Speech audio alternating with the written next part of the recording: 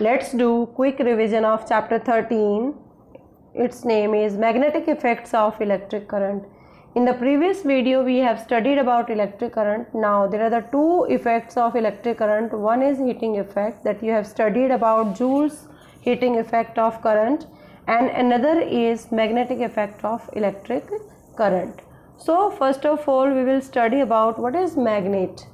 Magnet is a substance which attracts magnetic substances like iron, and you have also seen a compass needle, and it is also in fact is a small bar magnet, and ends of the compass needle points towards north and south direction. The end points towards north is called north pole, and the other end that points towards south is called south pole. And you have also seen the bar magnet in your laboratories having two poles, one is north and other is south. If we take another magnet also having north pole and south pole, in this way they are arranged, then these north and north, they are like poles, so they repel each other. If we put like this, north and south, and again north and south, then these are the opposite poles, and opposite pole always attract each other. So these are the two properties of magnets. Now what is magnetic field? Magnetic field is the region around the magnet in which force of magnet can be detected, is called magnetic field. For example, you have also drawn the magnetic field lines in across the magnet having north and south pole, below and upper, in this way.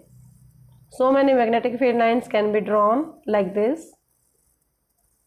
And direction of magnetic field lines in a bar magnet from outside the magnet is north to south. These are the direction, north to south, and inside the magnet it is south to north.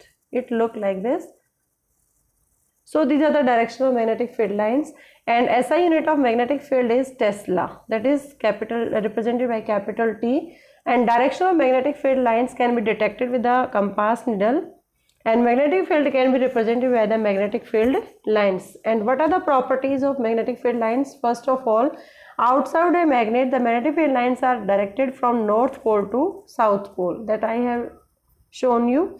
Inside the magnet, field lines are directed from south pole to north pole. Second, magnetic field lines always closed curve.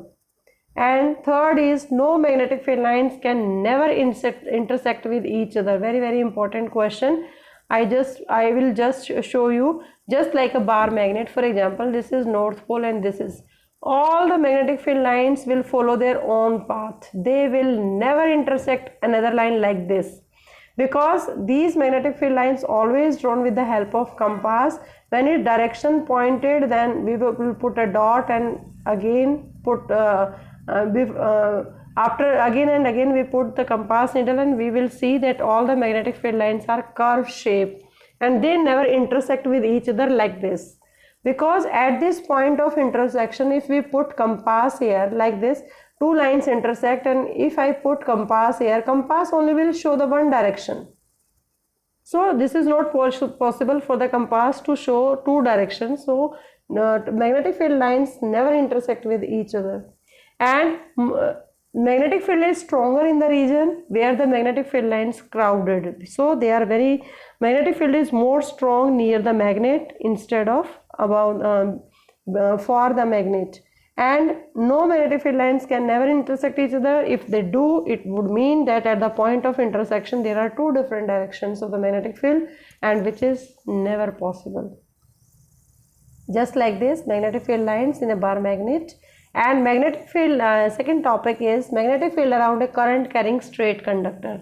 If we took a cardboard, this is the cardboard, and we put a hole inside it, and then take a current carrying conductor, then put sprinkle some iron fillings on the cardboard, and current is passed through it. What happened?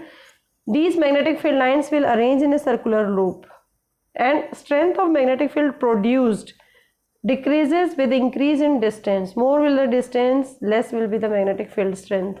So in the conductor, if the current is more, magnetic field line strength will be more. So this is about the straight conductor. And magnetic field around a current carrying circular loop, just like this, if magnetic field is produced by a current carrying circular, it depends upon the two factors. First one is amount of current flowing through it, and radius of the coil, and number of turns in the given circular. And magnetic field due to a current in a solenoid. First of all, what is solenoid? It is a coil having many closed turns of insulating copper. There is a coil, any coil with circular closed turns of insulating copper is called solenoid, and one end of solenoid behave like a north pole, other will behave like a south pole. So solenoid also very similar to the bar magnet. And there are the two ways how can we increase the strength of magnetic field in a solenoid. First of all, increase the amount of current. If current will be more, strength will be more, as well as number of turns can be increased to increase the strength of magnetic field, like this. This is solenoid. You can see the turn. These are the turns of copper wire, insulating copper wire. This behave like solenoid. And one end is north pole, other is south pole, just like the bar magnet. Now, on what principle they are based upon, or which laws are followed to identify the direction of magnetic field lines in a straight conductor, solenoid, or the circular, one by one we will discuss. That is, the first one is Fleming's right hand rule. Fleming's right hand rule, what it says, Fleming right hand rule: if you stretch your right hand, then forefinger, middle finger of the right hand, so that they are perpendicular to each other, just like in as shown in the figure, thumb, forefinger and the middle finger, they are stretched in this way that they are perpendicular to each other. If the forefinger indicates the direction of magnetic field, then central finger shows the direction of induced current, and the movement of the conductor was shown by the thumb. So this is the Fleming's right hand rule. And what is the Fleming's left hand rule? Again, Fleming's left hand rule, stretch the thumb, forefinger and middle finger of your left hand in such a way they are perpendicular to each other. If first finger points in the direction of magnetic field, then second finger direction of current, and the thumb represent the direction of motion or force acting on the conductor. So these are the two rules. One more rule is there, right hand thumb rule. Right hand thumb rule shows if the current is upward, then the magnetic field lines direction will be anti-clockwise. If the current is downward, then the direction will be clockwise direction. Now the next is electromagnetic induction. The phenomenon of production of induced current in the coil placed in a region where the magnetic field changes with the time.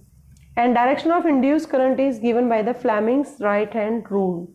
And there are the two devices which works on the principle of electromagnetic induction. One is generator, other is transformation. You have seen generator, in which mechanical energy is converted into electrical energy. Now in your chapter it is electric motor. And what is the electric motor? It is a device that converts electrical energy into mechanical energy. And on what principle it works?